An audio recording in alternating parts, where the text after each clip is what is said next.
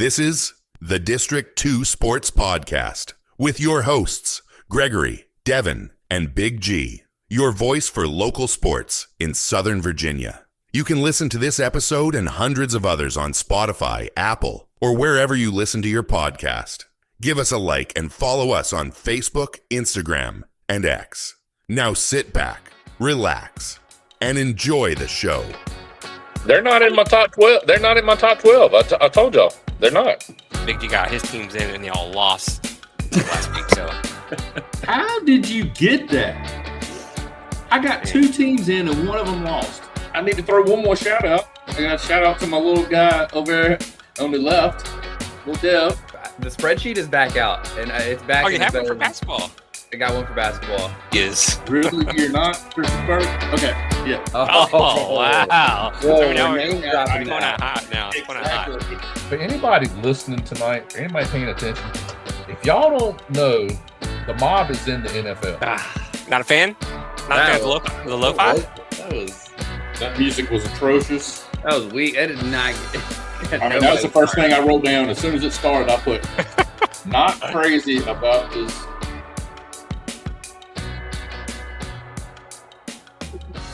All right, so District 2 Sports Podcast, and we're back with another episode. And we have a returning guest here we had last year on here, head football coach of the Roanoke College Maroons, Coach Bryan Stinespring. Coach, how are you doing today? I'm doing great, Greg. Thanks for having me. I really appreciate it. Well, thank you for coming back on. We had a great conversation last year. We held you hostage, like I said, for about an hour last year. We won't do that again to you this year. I know you got things to do this year. But my kind of first question is, you're going to your third year there at Roanoke College. How excited, or just how much has the program changed since they announced in 23 that they're bringing back football to now playing your second year in that ODAC varsity schedule? Well, you said you weren't going to hold me hostage for an hour, but if you want to talk about how much things have changed, we're going to take pretty much close to an hour to get that done. We actually have part of our presentations that we do with various people, or sometimes on our visits that we're having, is, you know, just how it's all unfolded itself from the time we first got here to now. You know, the first team that rolled in here, their locker room was a makeshift area. They had aluminum chairs. We went to Walmart. You know, you could get bundles of crates there. Okay, so if you ever need a bunch of crates, you go to Walmart. They got okay, and so they just had a crate set in front of them. That was their locker. Wow. Our weight room was our athletic performance center was not ready yet. Our locker room, as I said, was not ready yet. Our offices in the first year, if I had a staff meeting, we all pulled out of our little cubicles and sit out in the hallway. So that part has changed. We have a fabulous locker room. Our athletic performance center is top notch, led by Scott Bennett. Our offices, as you see in mine, I mean, this is the size of this office right now is where we all met. That's where everybody gathered. So things have certainly changed that way. The fact that we've gone from 60 players to now we'll have 100 this year. That's a change. And then just the overall support. It's been great and phenomenal from the actual beginning, but you know, the excitement level is continuing to grow. It's kind of, as you and I were talking earlier, you know, I just came off of a vacation and all those things, and things had changed. Once July 5th gets here, after that July 4th, you start to feel it, and you know it's coming. And so we're feeling that right now this week, as you know, the clock's ticking, and there's not many seconds left on that clock before we'll be on the field. I love it. I love it. Your first year there, you guys play that JV schedule in 24. I think you played like 4 or 5 games, but you know, this past season, 25, you guys play a full ODAC schedule. Play a non-conference as well. I think you guys go 5-4, maybe even likely 6-4 if you get that last game in there at the end of the season. But depending on what you look at it, 6-4 or 5-4, we had a great run. That's how I refer to it. For us to have a winning record in the first year in a really competitive conference with some really good teams. That meant a lot to us to get out to that type of start. You know, my buddy here, Paige Moyer, who's a longtime basketball coach here, he'd like to tell me at the beginning of our season, he sent me this long list. He said, just letting you know, there's been 29 teams that started football since I think he had it in 2000. Yeah, since 2000. And their average record is 1-9. So good luck to you on that. All right. So, so we, I'm awfully proud of the start we got off to, and now you got to build on it. Right. Yes, and capture the moment. And there's excitement surrounding what we're doing. Our players are excited. This community is excited. This college is excited. And I told our staff Monday when we got back, I said, first thing I told them was that we got to do our part now. And that's on us. And I think things are going in a great direction. And now we got to make sure we do our part. And this will be every bit as challenging for us to be able to do that. I told the staff yesterday, I said, there's a reality to everything. Yes, we 6-4, however you want to look at this thing, right? But at the end of the day, there's a couple games that could have gone either way. Right up to the last snap, we were able to get some of those. And so there's a fine line. And this is the hardest thing for people to understand. Mm-hmm. It's a fine line between winning and losing. Sometimes it gets down to a couple plays, a series. And for us last year, we went back and I tell people that last year was the most scrutinized postseason that I've ever been a part of. And it was my doing, right? I mean, this is what I wanted us to do. We went back and analyzed every single component of what we did, whether it was penalties, whether it was how we traveled, pregame. I mean, everything was scrutinized. And we went back and we looked at the penalties. We went back and looked at a lot of missed assignments. And when I started looking at our missed assignments, I told our staff yesterday, it's not what we know, it's what they know. Mm-hmm. And either we're asking them to do too much last year or we weren't coaching it well enough. Either way, it's on us. And that's the honesty part that you have to have with yourself. And we can't, so we have to eliminate a lot of those mistakes, the missed assignments that we had. We went back and charted it so well that, the missed assignments, it wasn't just a missed assignment, but what did that lead to? What did it cost us? What did the penalty? Okay, minus 10 yards. But we had a 25-yard game. And when you started looking at that, I'm like, how we were 6-4, I don't know. Right? And so, so there were some really good things that took place and enabled that. But for us to advance, first and foremost, we have to get better in those areas. Well, Coach, I just want to say that, with a young team, I mean, you look at the roster, it was sophomore, freshman, maybe a couple of juniors here and there, maybe one senior, but to go 5-4, that first, varsity schedule there, I mean, I think it's just a fantastic job you did there for your first, big season. We greatly appreciate it. I do know where we started. I do know what it took to get to that. It was absolutely amazing to be able to get to that point, but after that, that's all done now. Yes, sir. We're in a game that you're only as good as the next Saturday. And our focus is how do we move the needle? How do we improve? How can we improve? And, you say, well, you recruit. Well, yeah. Okay. Got to recruit. Okay. It's the lifeblood of any program is your recruiting, but we have to do better. I mean, how can we got to start with ourselves first. And I think we've tweaked. We've addressed some delicate situations, some things that we felt like we had to get through, and we're all on the same page of what needs to take place for us to have an opportunity to improve upon last season. Well, Coach, you guys, like you said, you started off hot, 3-0. The big game, Ralph Macon comes in there. You guys, obviously lose, but I think maybe the most important game, or maybe the biggest game, or just kind of showing that young talent that they do have it in them. You guys go up to Bridgewater the game after that Randolph Macon game and go up there and get a win, 24-14. Just how big was that win for you guys as far as your progression, as far as your experience, and just getting more playing time? Well, Greg, this is a great question because everything was a first. How do we get the first win? How do we get the second? How are we going to respond after we get a win? Because even in the club team, the JV season, We didn't lose.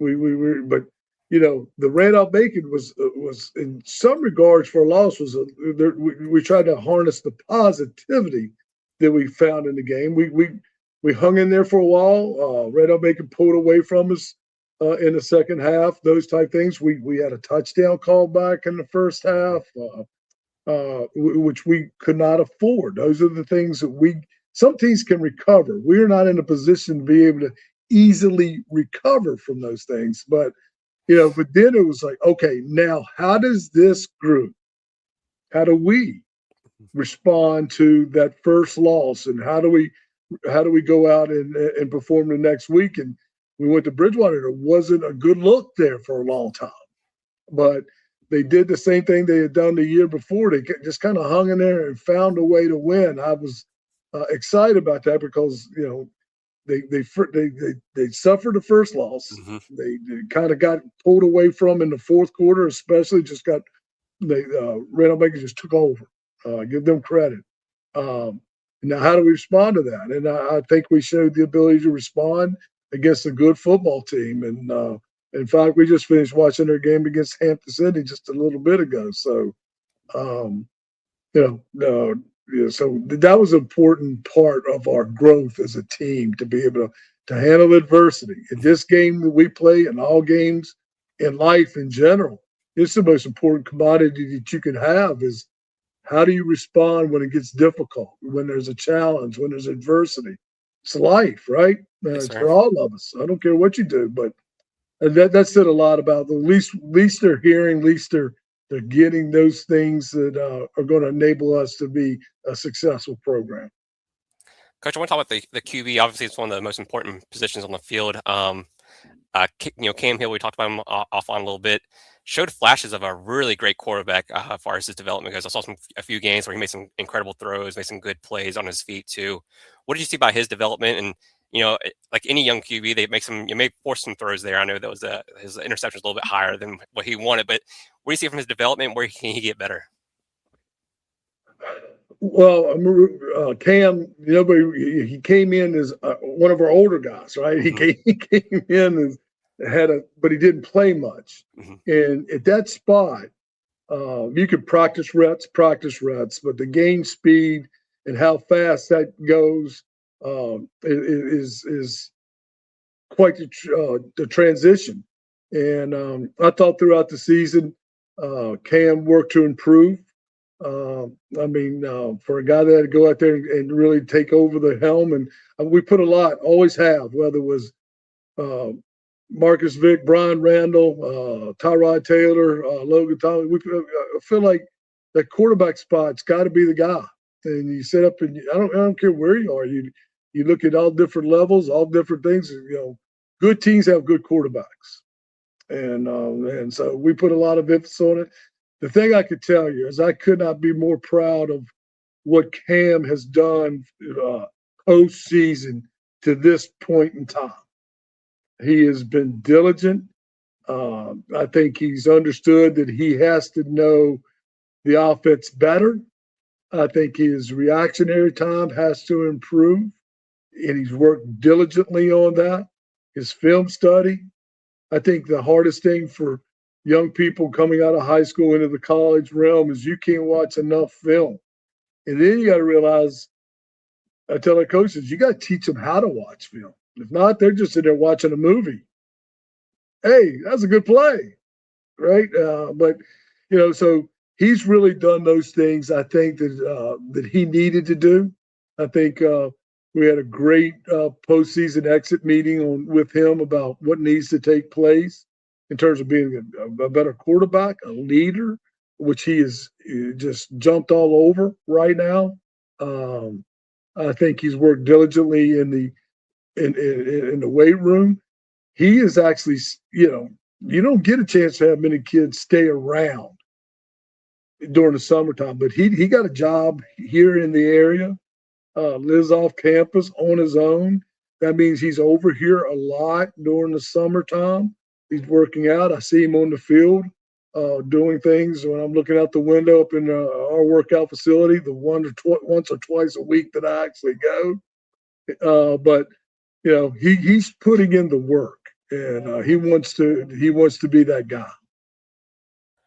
Coach, just traditionally, I mean, I want to ask about offense. I mean, I think you guys are basically, pretty much even there with 150 a game on the ground, and then just under 200 passing wise. Is that something you want to keep around those numbers, or you want to see more passing, or how does your offense usually typically work? I think the more balanced that you can be. Mhm. I mean, certain games, you got to look at the matchups, right? Yes, sir.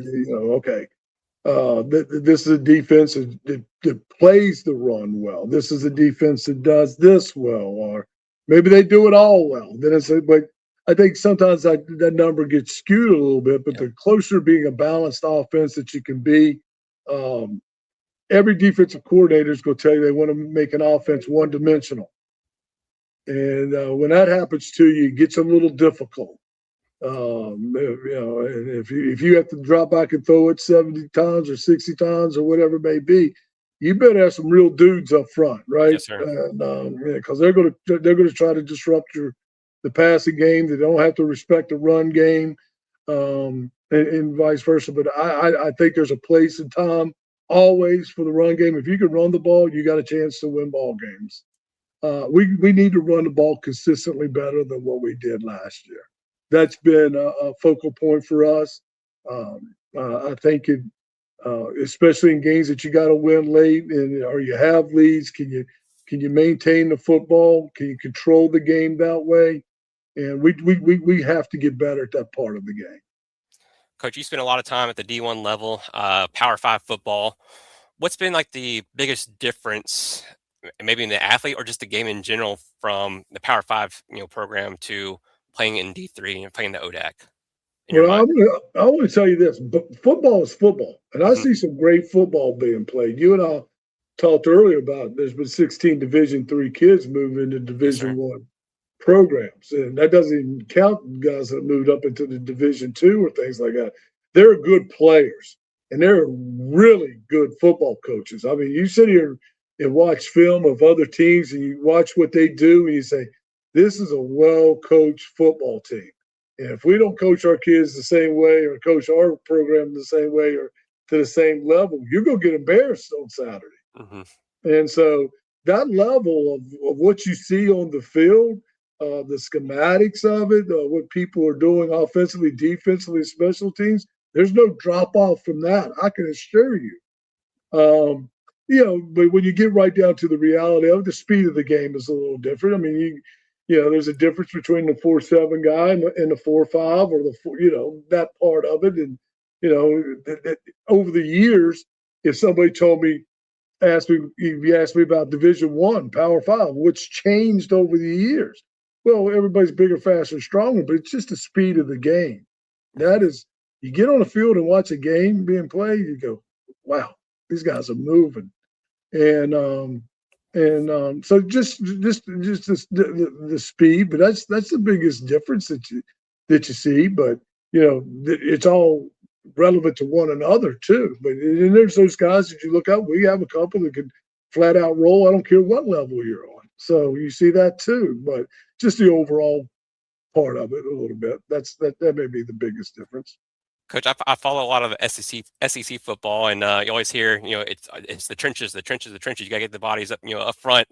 Is that still the same thing? I mean, I guess that could be the same on any level as far as D1, D2, D3, or even high school level. Is that the same in D3 as well, you think? I'm a believer that the line of scrimmage wins ball games on either side. Yes, sir. And if you can dictate the line of scrimmage, and your offense flows, your defense flows, you're putting offense in crisis on every snap, those type things. But probably the most difficult thing in the recruiting for us right now has been getting the guys that are going to start, but then the depth part of it. I mean, and the guys that depth that can actually go into games and play the game as needed to be played. Yes, sir. That's been the biggest challenge, and probably, I don't know for other programs, but for us, that's probably been the spot where there's been some guys that have not returned the following year, especially off the first class. They're not starting anymore. There's other guys that have come in, those type things. There's been some injuries, but that's the most difficult place. And for us, that first year when you have this many, 0 offensive linemen, and you're trying to get 12 in, I don't care where you are, what level, try to get 12 offensive linemen, try to get 12 defensive linemen, and but whatever that number is, and then be able to maintain it and build upon. That's been the most difficult challenge in terms of recruiting and building. I go back in this off season. I go back through the playoffs. I just look at teams. I say, okay, let's look at this team. Let's look at that team. The guys that are in the playoffs. And I watched a lot of film in my life. I said, okay, the line of scrimmage is different. Mm-hmm. They got whatever 5 they got out there, or whatever 4 defensive linemen. They all look like they belong, right? And so that's where we got to get to. Coach, I know that, like, D1 level, I'm sure you keep up with it a lot too. It just kind of seems like the wild, wild west out there. I mean, the NIL, the transfer portal. I mean, Sorsby had the injunction there in Texas Tech to continue playing there after the whole gambling incident.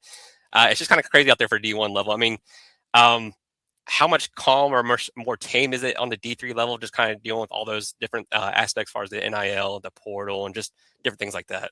Well, it's a lot tamer. Yeah. Right. But it's still, everything trickles down. Mm-hmm. Like, for instance, this year we're instituting part of replay. Oh, wow. Okay. I know in our conference, I don't keep up with the other conferences, whatever, but I know in our conference we're going to start instituting replay. Not as extensively. But for certain things, there will be automatic replays and things like that. And we do have the ability to ask for a replay, just like drop the flag, just like you see everywhere. But it's more limited in that. And then, even the coach to player communication, the helmets that you can speak to, that's moving in. So the other part will start trickling as well, too. But it won't be to the extension of what we see at the Power Fives or Power Fours and those type things. It's just not going to be. But that's coming. Yeah. But I don't think we're going to be sort of as you alluded to, sort of the wild west of the upper levels. No. I mean, I'm sure you have some. One of the things I'm enjoying the most, really, Mm-hmm. I am. I am in a great spot. I got a storage venue of T-shirts and all from this bowl or that bowl or this, that. Okay. I'm enjoying this as much as anything I've ever done because I got a group of kids that want to get a college degree and love playing football. And that's kind of why they're here. So, I want our uniforms to be as good as anybody. Those things I can control, right? But that's appreciation. And then one of the things I thought we did as well as anybody in the country, Virginia Tech, for an extended period of time. Yeah, we got good players, but it was the guys that we developed over a course of a 1 year, 2 year, 3 year. And that's what really made us. I really think it enabled us to win for a consistent period of time. And we're able to do that. I got I have a offensive lineman. I like looking at a guy like Nate Johnson or Rhett Henderson, I'm just naming those because I just saw them this morning. Just to see how they develop, not just physically, but in their football awareness and football IQ, those type of things. That drives me. That is such an appreciation that I have. We have a picture of our first team, and the very first team, the team picture, and then this last team picture. And we put them side by side. The first team picture looked like they were at the DMV, the 16-year-olds, right, getting their first driver's license. And then to see the second picture, you got guys with their sleeves rolled up. You're like, okay, that was good. But it's part of the game that really that we value. Yes, sir. Is just watching young men grow, not only as players but as men, and that's the appreciation for the game that I value as much as anything. Winning, absolutely, But this part of the game is what I value the most. Coach, one thing we talked about before we got on was recruiting in the Roanoke Valley. I mean, I looked at your roster and you have tons and tons of kids from the Roanoke Valley. Out of necessity, just because you had to establish some things, but it looks like a lot of them are contributors too. So a lot of them are doing things on defense and offense. How important is recruiting that area, whether it's Salem, Glenver, or Patrick Henry, all those teams too? It's critical. It's especially the first year. I've known Roanoke in this area my whole life. I grew up 45 minutes from here. I recruited this area. I was in Blacksburg for 25 years, right? And I was at James Madison for 2. So, everything in my 90% of my life has been an hour from here in some capacity or another or less. So you have to establish a footprint. And for us, in that recruiting the first class, now it was 3 of us. Oh, wow. It was 3 of us. So we couldn't go all over the place. So that footprint that we had to establish early really was, 1 hour from here, Northern Virginia, Richmond, and down into Winston-Salem and Charlotte. That's how we had to negotiate ourselves. I mean, we weren't going to be able to go up into Maryland very deep or go into Tennessee or that. Just couldn't do it. But I recognize the quality of ball here from a guy that's coaching at Patrick Henry High School. And recruited this area, the quality of the coaching, the quality of the players, their love for the game. So this was very important to us. In fact, we were, again, before we went on vacation last week, we took a look at some of our numbers, and 52% of our team will be 1 hour from where I'm sitting. Wow. Right. So, and that helps a lot too, because on a daily basis, we've had guys that are able to come over here and work out. That's the thing that you concern yourself most, right? At Division I, they're there all summer. They go home for a week, go get your vacation, and come on back. Right? And especially that second summer session, everybody's there. So and so now you're just hoping that those programs you send over an email or through Huddle or whatever, that they're following them, right? You're hoping. And I'm an offensive lineman by heart. It gets a little hot out there. I don't know how many hills I'm running today. You know what I mean? so you're kind of hoping for that, and that's always a concern. And you hope that you develop that winning culture, what that looks like, that they start appreciating what that looks like. And I can feel that from them. It's the incoming freshmen that you worry about what they're doing right now. Yeah, you get them to send you a video of the workout. Well, great. Okay, I'm killing it here for about 10 minutes, right? As soon as I turn the camera off, okay, I'm gonna sit down for a little bit, recollect myself. But that's the challenge, to develop that culture that they're doing the things that they need to be doing when nobody is really watching. Well, Coach, I think that's why that Roanoke College made such a great hire with you, just because you had those established relationships with high school coaches in the area. You come from a D1, Power 5 program. You know what the ins and outs are to establish a winning program. I feel like I got taught by some really good people what that looks like. I can still remember Coach Beamer. We started to feel pretty good about ourselves. We're going to start branching out. Coach, we want to go here. We want to go there. We want to get out here. And he got up on the board and drew a big circle, and he put a dot. And he said, "Y'all know what that dot is?" And I was going to say, "It looks like a circle. It looks like a dot and a circle to me." I mean, I knew that wasn't the right answer he was looking. He said, "The dot is Blacksburg. That circle is 4 hours from Blacksburg. Go recruit that, recruit it well, build your relationships, define who you are, that they trust you." Mm-hmm. And that's what we did. And did we spread out into Florida more? We did. But we had coaches that were either coached there, grew up there, like a Charlie Wiles or a Torian Gray. So they weren't going in without some type of presence there. And then, of course, being in the two conferences that we got into enabled us to go. And so we did that. But and we did the same thing here. I mean, this was going to be our footprint. This is our footprint for success in recruiting.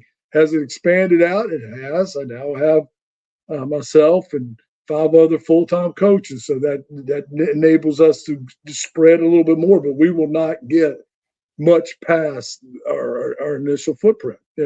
We go into the 757. I recruited that there's not many places in the state. I don't know if there's many schools, if any, that I haven't actually been in at some point or another, right? So and most of our staff, if not all the staff, has background in every area that we're recruiting. For example, Mitch Farrick, my offense coordinator, Northern Virginia guy, went to Guilford, Greensboro, played there, coached there, also was a QC at North Carolina. So he's been really valuable to us in recruiting the North Carolina area because he understands it. He knows it well. And people know who he is. He has relationships there. And then with DeRay Hicks and with Tony Spraddle, we've been able to extend them out into North Carolina a little bit more. So that's helped us a lot. Coach, you guys and certainly Coach Nunley there for the basketball program have had a lot of success, or having some early success for the football program. It seems like the admin there is just, they're totally 100%. Let's go with sports. Let's push them as far as we can, and get some winning programs in there. How much have they supported you and your efforts to kind of build out the programming, make them a winning program? Well, this is not going to happen without the support of the administration now.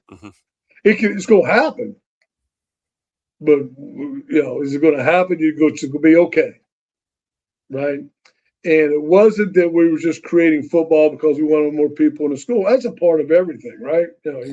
But this program was built in the fashion that, and with the support of our administration, President Shushak, Board of Trustees, across the board, this community, the support has enabled us to get to this point that we are in the time frame that we've been able to do it.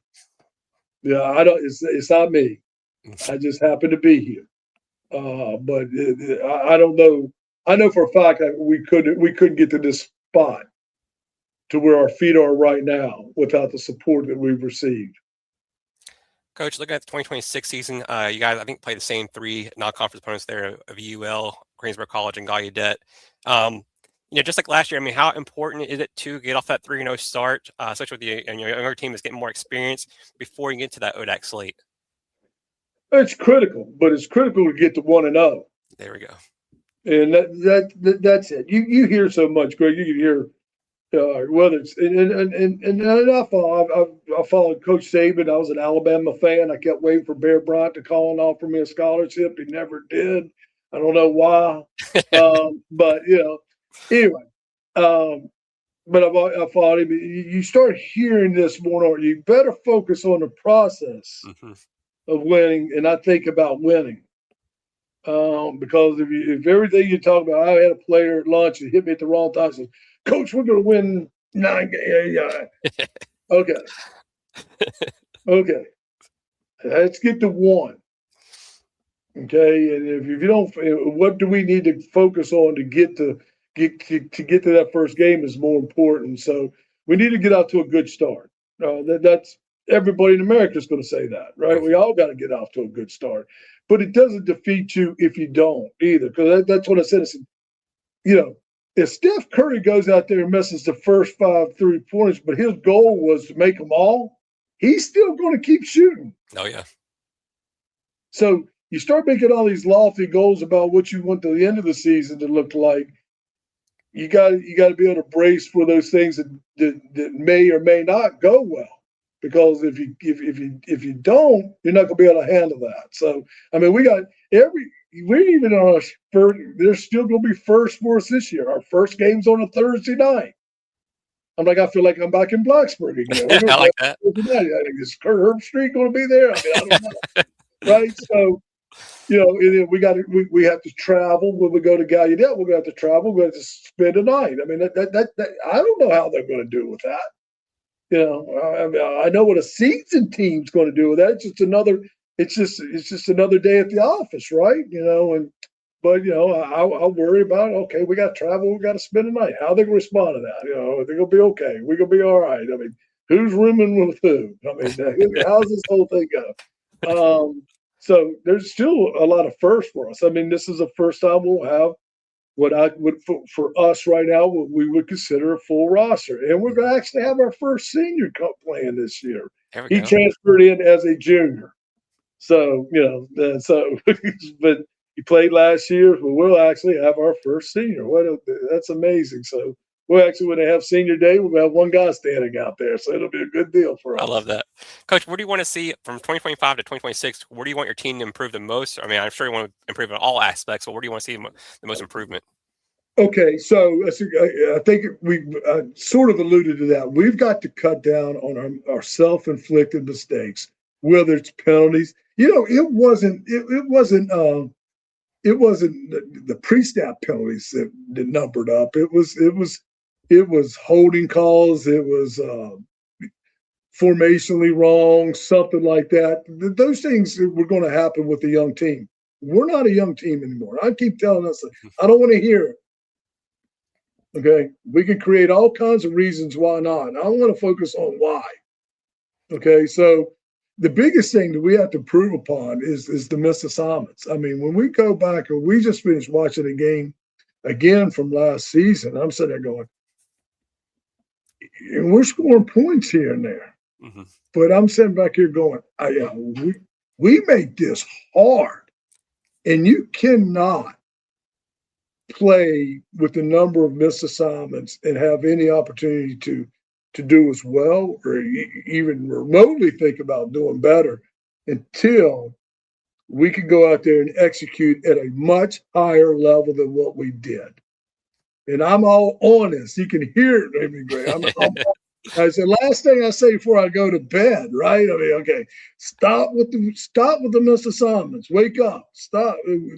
It was the most I've ever been around, and for obvious reasons. But I want us, as we install and don't move forward until we've mastered what we've already installed. If not, we'll be a jack of all trades and a master of none. And I felt like we had way too many. And in the third part, for a guy that came out of Beamer ball, I think we drew even on special teams last year. For every good punt return we had, we gave up one.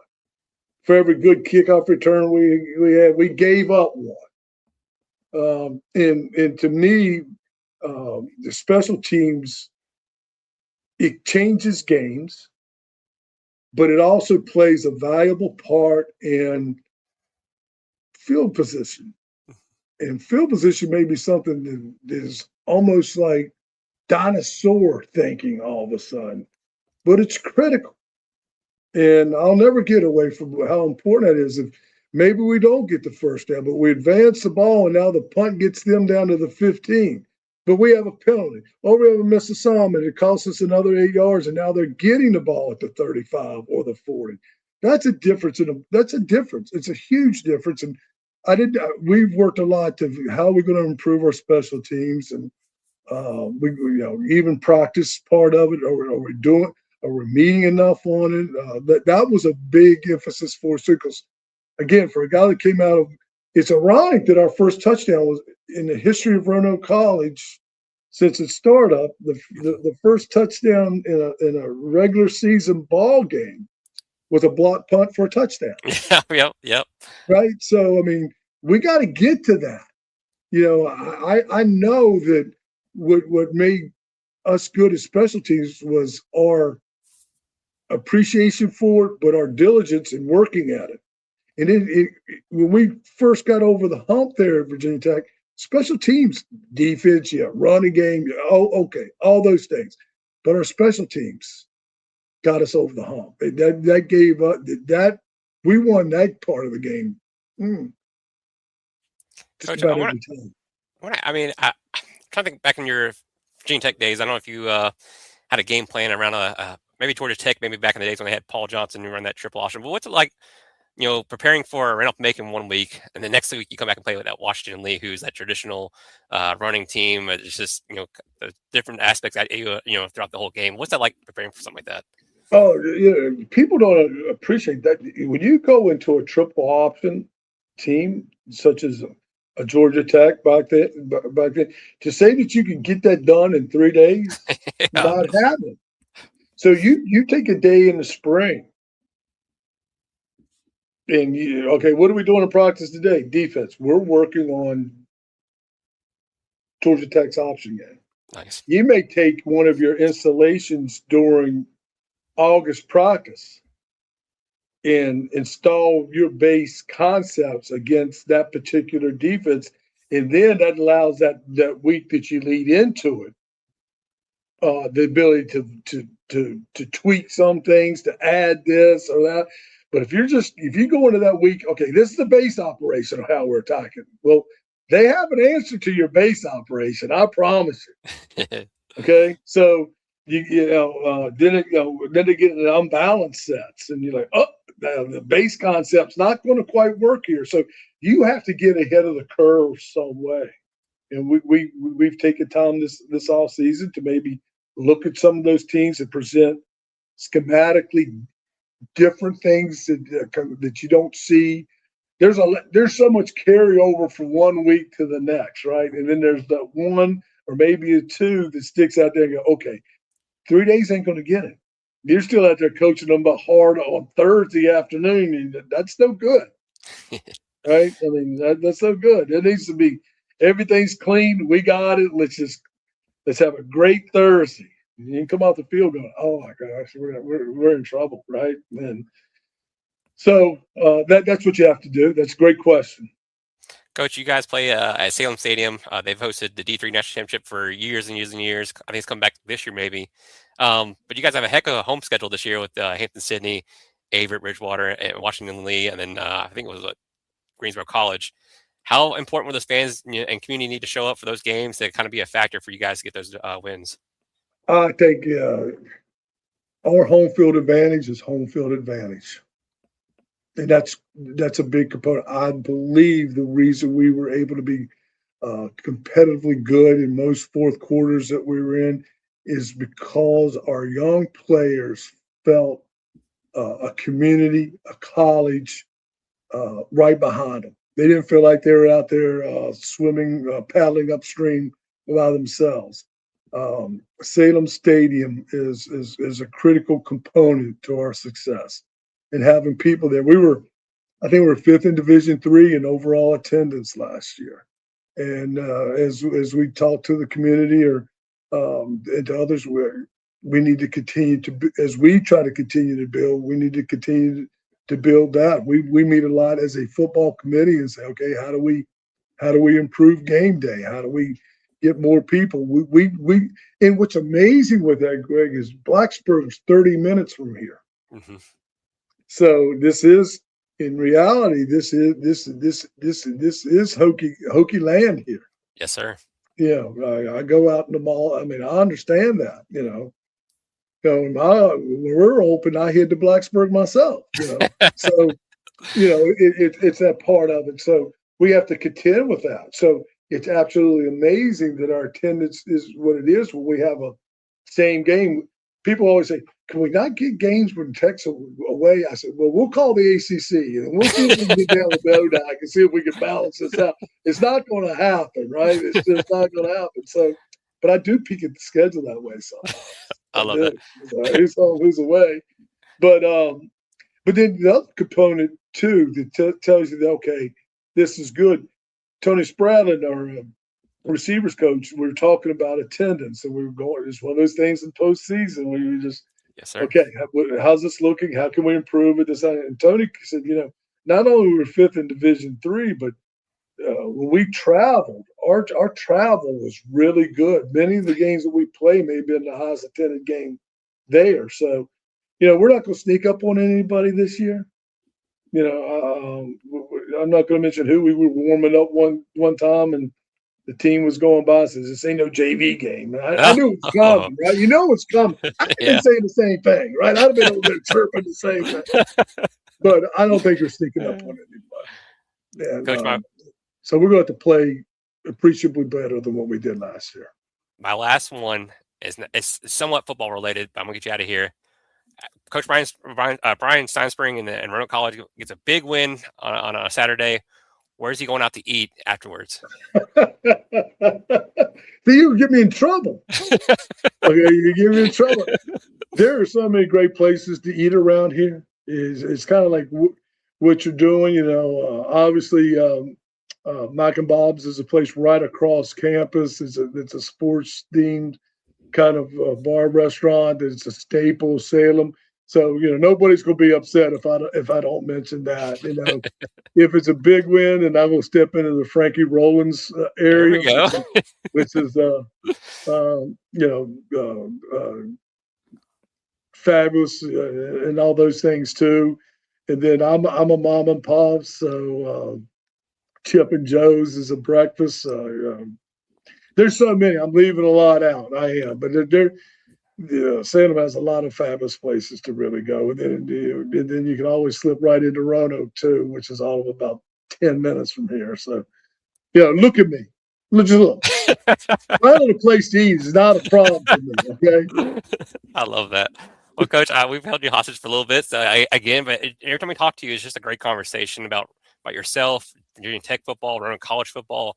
I just love to hear it and learn from your experience. So I can't thank you enough for coming on today. We look forward to seeing you during the season. I will be at those games. I promise that. I'm back in Virginia now, so we will be at those games, kind of cover that, and I look forward to seeing you in person. Well, come by and see us anytime. We'd love to have you. I greatly appreciate you taking time to talk about Roanoke College and Roanoke College football for a program that's been dormant since 1942. This is a big part. I still walk in a place. Oh, that's right. Y'all started football. Okay, so this is not like everybody knows still, right? It's not like walking into Cheers. Everybody knows your name. We still have to kind of spread the word, and people like you that take the time to talk to us means a great deal to us. Yes, sir. Well, you've heard it here from Coach Bryan Stinespring there at Roanoke College. Coach, thank you so much. Thank you. Appreciate you, Greg. Thank you. Thanks.